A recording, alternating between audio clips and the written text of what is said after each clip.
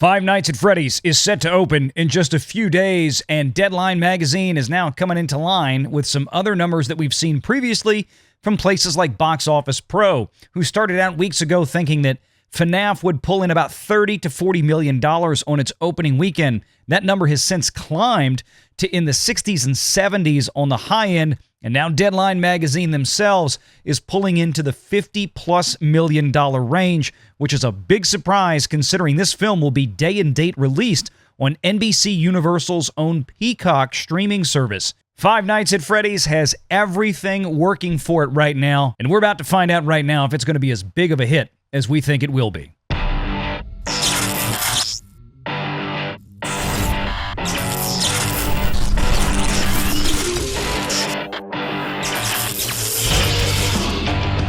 Renegade Online.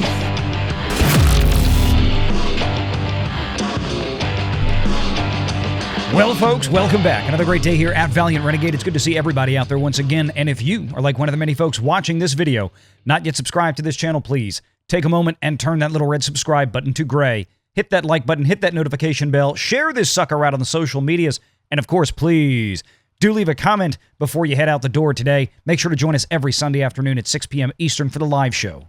From Deadline magazine, Five Nights at Freddy's to jumpstart a sleepy autumn box office with a $50+ million debut despite Peacock's day-and-date release. According to Anthony DeAlessandro at Deadline, no one knew how big this was going to be or is going to be, but Universal BLUMHOUSE's feature take on the beloved horror video game Five Nights at Freddy's is eyeing a $50+ million start, possibly even more.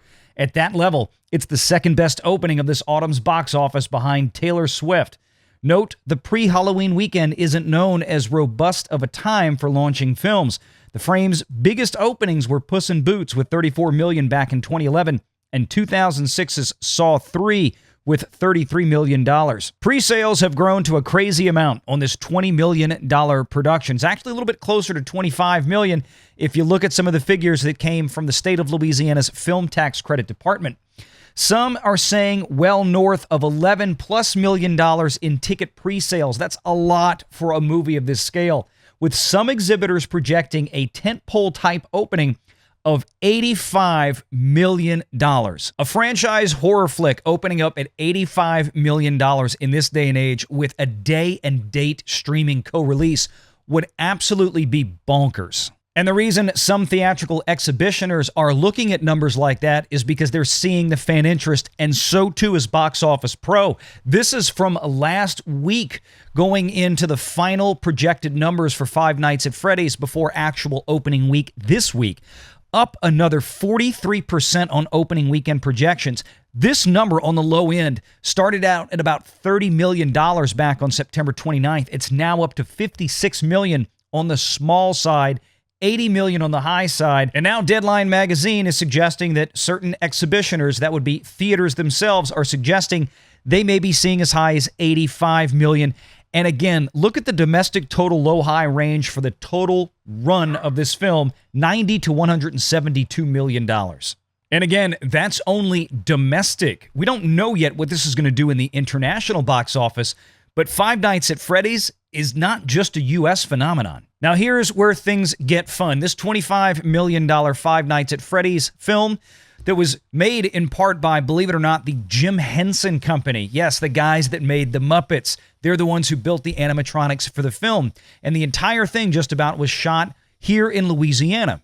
And while some people are lamenting the day-and-date release on Peacock, myself included, let's consider a few things because this is what's giving some of the analysts some pause about how well this movie would do.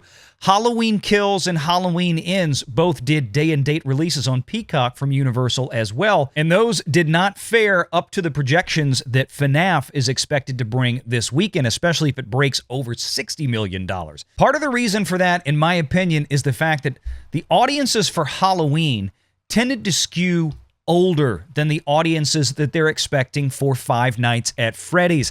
This movie is playing, at least in terms of tracking, exceptionally well for the under 30 crowd.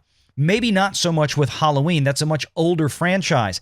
And the reason that's important is because that 30 and under crowd probably by and large don't subscribe to Peacock. And how many of those younger folks either have parents still, like my own son, Renegade Jr., who's dying to go see this movie? He's 12 years old.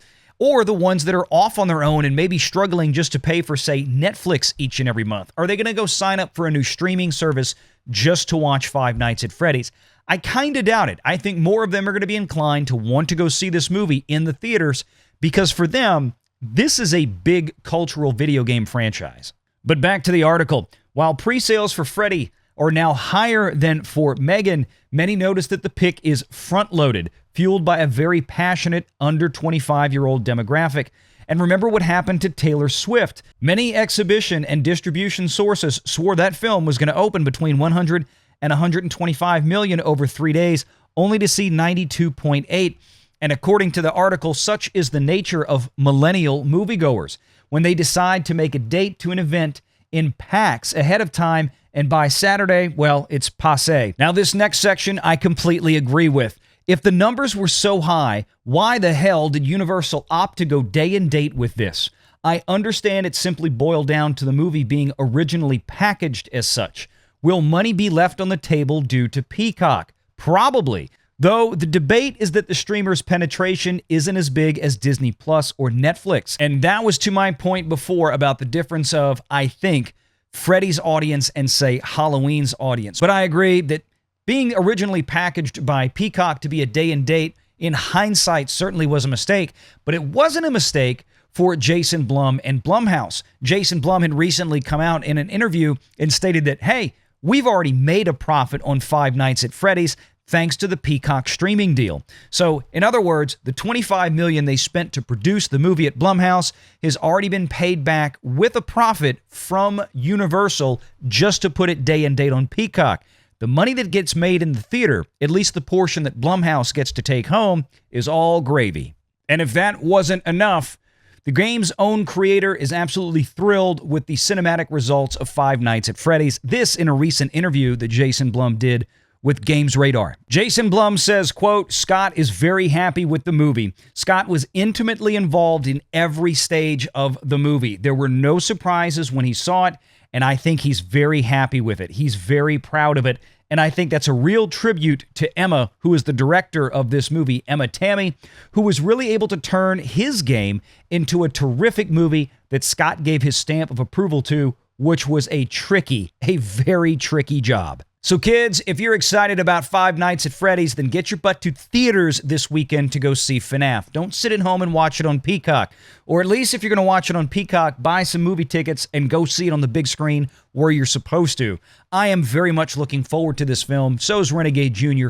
We'll give you our thoughts, and if you're a member of the Valiant Renegade channel, we'll probably put a video out just for you guys once we get out of the theater to see it. So stay tuned for that. Thanks for watching, and take care. Make sure you're subscribed to Valiant Renegade and join us every Sunday at 6 p.m. Eastern for the live show.